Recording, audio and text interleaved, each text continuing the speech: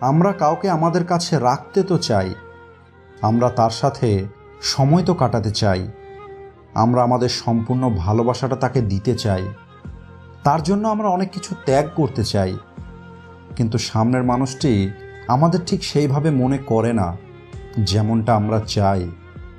আমরা চাই সেও কখনো আমাদের আগে SMS করুক, আমাদের কল করুক, যদি সত্যিই ভালোবাসা থাকে, যদি তার জীবনে আমাদের গুরুত্ব থাকে, তাহলে সেটা আমাদেরকে দেখাক।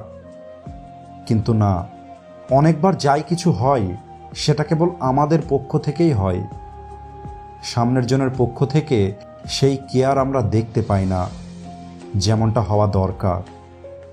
আর এখন প্রশ্ন হলো, আমরা এমন কি করতে পারি যাতে সামনের মানুষটি আমাদের কথা ভাবে আর আমাদের ঠিক সেইভাবেই মিস করে যেমনটা আমরা চাই?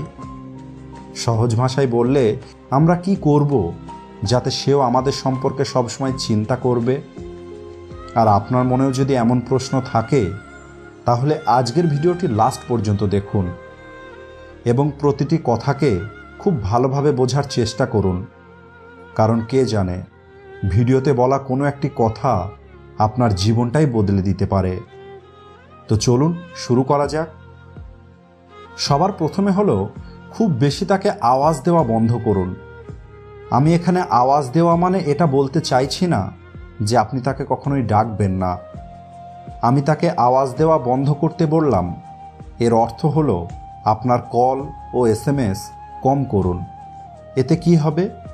যেমন মনে করুন, আপনার বাড়ির কোনো দেওয়ালে একটি ঘড়ি আছে আর আপনি রোজ সেখানে সময় দেখেন, কিন্তু যতক্ষণ ঘড়িটি দেওয়ালে থাকবে ততদিন আপনার মনোযোগ ঘড়িটির দিকে বেশি থাকবে না।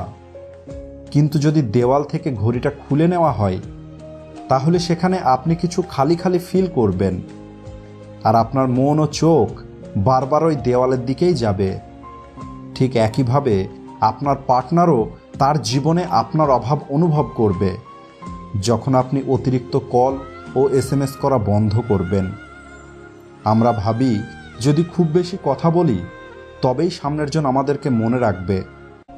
কিন্তু একটা কথা বলি, মনে থাকার জন্য মনে আসাটা অনেক দরকার। কিন্তু আপনি তো তাকে মনে করার সুযোগই দিচ্ছেন না, আপনি তো তাকে আপনার সম্পর্কে ভাবার সময়ই দিচ্ছেন না। আপনি কারোর চোখের সামনে খুব বেশি থাকলে সে তো আপনাকে ইগনোর করবেই। তাই আপনিও যদি চান সামনের মানুষটি আপনাকে মিস করুক, তাহলে একটু কল ও SMS করা কম করে দিন। এরপর হলো, আপনার কথা, আপনার পাস্ট ও আপনার নিজেকে প্রেজেন্ট করা আপনাকে শিখতে হবে। কখনোই সব কিছু একবারে বলে দেওয়া উচিত নয়। অনেকবার কিছু সম্পর্ক এই কারণেই বোরিং হয়ে যায় যে তাদের কাছে বলার মতো আর কোনো কথা থাকে না। এরা একে অপরকে সব কথা বলে দিয়েছে, আর এখন এ বলে তুমি বলো, ও বলে তুমি বলো, আর এটাই শুরু হয়ে যায়। আর সত্যি বলতে, মানুষ এক্সাম হলেও এতটা কনফিউজ হয় না যতটা তুমি বলো এটা শোনার পরে কি বলবো সেটা ভাবতে গিয়ে হয়। তাই আপনি খেয়াল রাখুন, আপনাদের কথার মধ্যে তুমি বলো এই সময়টা যেন খুব বেশি না আসে। আর এর জন্য আপনাকে কি করতে হবে?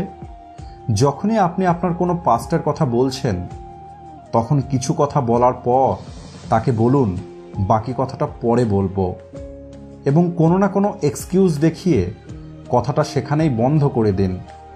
এতে কি হবে? সামনের জনের মনে আপনার কথাটা জানার ইচ্ছা বাড়বে আর সে আপনাকে অনেক মিস করবে। সে অপেক্ষা করবে নেক্সট আপনার সঙ্গে কখন কথা হবে, আর পরের বার কথা বলার জন্য আপনার কাছে অনেক কথাও থাকবে। এমন হাজারো কথা আছে যা আমরা সামনের জনের সঙ্গে শেয়ার করতে পারি। আর মনে রাখবেন, আপনার কথাই যে কোনো মানুষকে আপনার কাছে নিয়ে আসতে পারে, আর আপনার এই কথাই যে কোনো মানুষকে আপনার থেকে দূরে নিয়ে যেতে পারে। তাই নেক্সট টাইম কথা বলার সময় অবশ্যই খেয়াল রাখুন।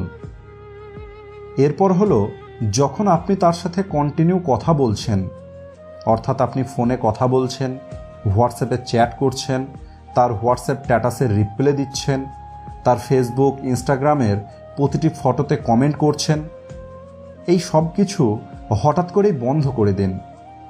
আপনার হোয়াটসঅ্যাপ, ফেসবুক, ইনস্টাগ্রাম একদিনের জন্য অফ করে দিন। আপনি অফলাইন হয়ে যান আর দেখুন সামনের জন আপনাকে কতটা মিস করছে। আর যদি সে আপনাকে মিস করে তাহলে পরের দিন সে আপনাকে অনেক রেগে গিয়েই বলবে যে আপনি কাল কোথায় ছিলেন, বা সে আপনাকে বারবার SMS করবে যে আপনি কোথায় ছিলেন, আপনার কিছু হয়েছে কিনা। আর এই দুটি ঘটনা যদি ঘটে তাহলে আপনি বুঝবেন সামনের জন অবশ্যই আপনার কেয়ার করে।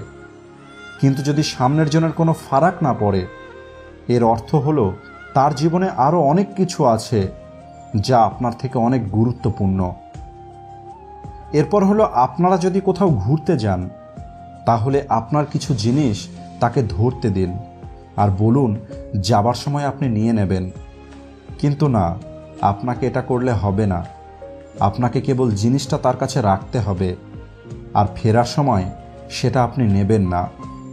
আপনি চেষ্টা করুন কোনো না কোনোভাবে জিনিসটা তার কাছে রাখতে।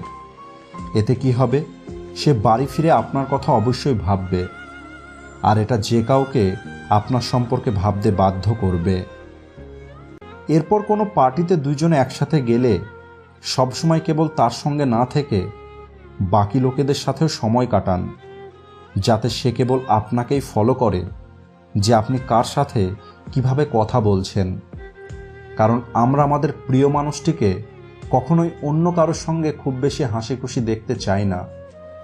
আর অন্যের সঙ্গে সময় কাটানো দেখে যদি আপনার পার্টনারের রাগ হয়, এর অর্থ সে সত্যিই আপনাকে অনেক ভালোবাসে। এরপর হলো, স্বাধীন থাকুন।